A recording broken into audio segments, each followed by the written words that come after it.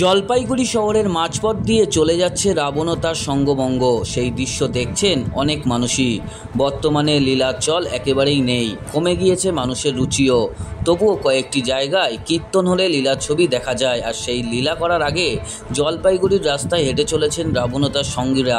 রাবণ থেকে রাম, সীতা, বানর সবাই জলপাইগুড়ি শহরের মধ্যে দিয়ে হেঁটে যাচ্ছেন। কারণ রাস্তাঘাটে সচরাচর রাম রাবণ মানুষের বেশে দেখাই এখন দুষ্কর বিষয়। তাই এই দৃশ্য দেখতে অবাক চোখে দেখছেন মানুষ। যারা এই ধরনের বেশে চলেছেন তারা বলেছেন এটা তাদের পেশা নয়, বরং নেশা। তাদের পূর্বপুরুষদের অনুকরণে এই শখ ধরে রেখেছেন। তারা মূলত চাষবাস করে জীবিকা নির্বাহ করে। বাকি সময় এই ধরনের লীলা কীর্তন করে সময় কাটান তারা।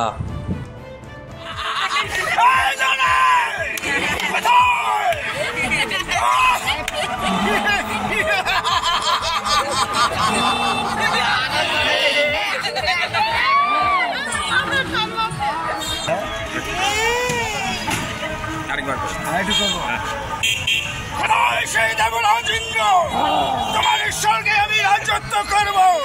কোথায় কোথায় দেবরাজ ইন্দ্র?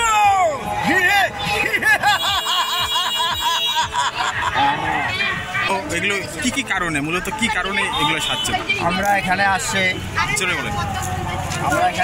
মহানাম যজ্ঞের স্টেশন বাজারে কীর্তনের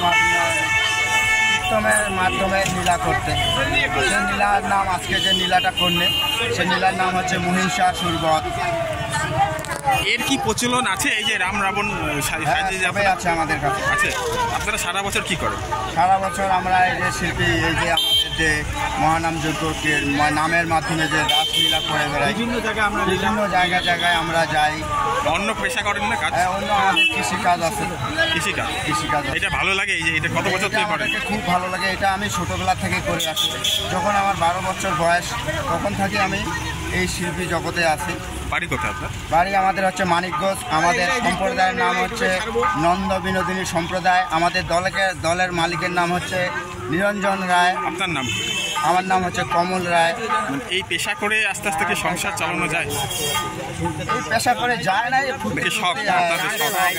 আমাদের এটা একটা শখ, একটা মনের খাওয়া।